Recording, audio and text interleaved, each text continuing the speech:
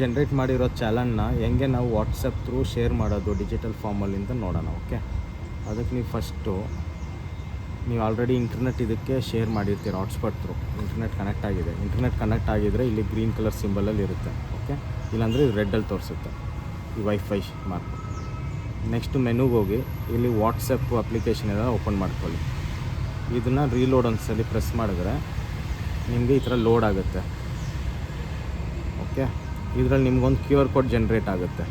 ಈ QR ಕೋಡ್ನ ನಿಮ್ಮ ಮೊಬೈಲ್ ಫೋನಲ್ಲಿ ಲಿಂಕ್ ಡಿವೈಸ್ಗೆ ಹೋಗಿ ಶೇರ್ ಮಾಡಬೇಕು. ಅದು ಇವಾಗ ನೋಡಿ, ನಿಮ್ಮ ಮೊಬೈಲ್ ಫೋನ್ ಆ್ಯಪ್ ಓಪನ್ ಮಾಡ್ಕೊಳ್ಳಿ. ವಾಟ್ಸಪ್ ಆ್ಯಪು ಓಪನ್ ಮಾಡಿದ್ರೆ ಇಲ್ಲಿ 3 ಡಾಟ್ ಇದೆಯಲ್ಲ, ಇಲ್ಲಿ ಸೆಲೆಕ್ಟ್ ಮಾಡ್ಕೊಳ್ಳಿ. ಇಲ್ಲಿ ಲಿಂಕ್ ಡಿವೈಸ್ ಅಂತ ಇದೆ, ಇಲ್ಲಿ ಸೆಲೆಕ್ಟ್ ಮಾಡ್ಕೊಳ್ಳಿ. ಇಲ್ಲಿ ಬಂದು ಲಿಂಕ್ ಡಿವೈಸ್ ಅಂತ ಇಲ್ಲಿದೆಯಲ್ಲ, ಇದು ಸೆಲೆಕ್ಟ್ ಮಾಡಿಕೊಂಡು ಯೂಸ್ ಮೊಬೈಲ್ ಡೇಟಾ ಸೆಲೆಕ್ಟ್ ಮಾಡ್ಕೊಳ್ಳಿ. ಪಾಸ್ವರ್ಡ್ ಕೊಟ್ಟಿದ್ದರೆ ಪಾಸ್ವರ್ಡ್ ಎಂಟ್ರ್ ಮಾಡಬೇಕಾಗುತ್ತೆ. ಓಕೆ, ಇವಾಗ ನಿಮಗೊಂದು ಸ್ಕ್ಯಾನಿಂಗ್ ವಿಂಡೋ ಓಪನ್ ಆಗುತ್ತೆ. ಇದು ನೀವು ಇಲ್ಲಿ ಸ್ಕ್ಯಾನ್ ಮಾಡ್ಕೊಳ್ಳಿ QR ಕೋಡ್ನ. ಸ್ಕ್ಯಾನ್ ಮಾಡಿದ ತಕ್ಷಣ ನಿಮ್ದು ಏನೇನಿದೆ ಇದು ಫುಲ್ ಲೋಡ್ ಆಗಿಬಿಡುತ್ತೆ. ಇದರಲ್ಲಿ ಚಾಟ್ಸ್ ಎಲ್ಲ ಇದರಲ್ಲಿ ಲೋಡ್ ಆಗುತ್ತೆ.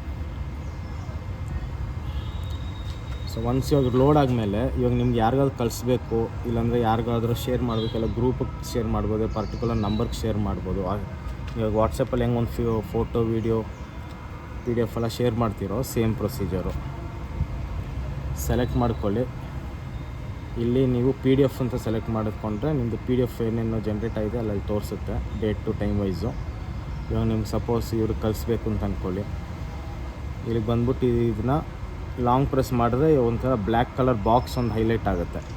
ಹಂಗಾಗಿದ್ರೆ ನಿಮ್ಮದು ಸೆಲೆಕ್ಟ್ ಆಗಿದೆ ಅಂತ ಅರ್ಥ. ಇದು ಹಂಗೆ ಮಾಡ್ಕೊಂಡು ಈ ಕಡೆ ಸುಮ್ಮನೆ ಡ್ರ್ಯಾಗ್ ಮಾಡಿದ್ರೆ ಇಲ್ಲಿ ತಂದ್ಬಿಟ್ಟು ಸುಮ್ಮನೆ ರಿಲೀಸ್ ಮಾಡಿಬಿಡಿ ಕೈನ.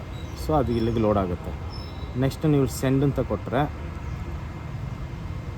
ಈ PDF ಬಂದು ಯಾವ ನಂಬರ್ ಸೆಲೆಕ್ಟ್ ಮಾಡಿರ್ತೀರೋ ಅವ್ರಿಗೆ ಹೋಗಿರುತ್ತೆ. ಓಕೆ.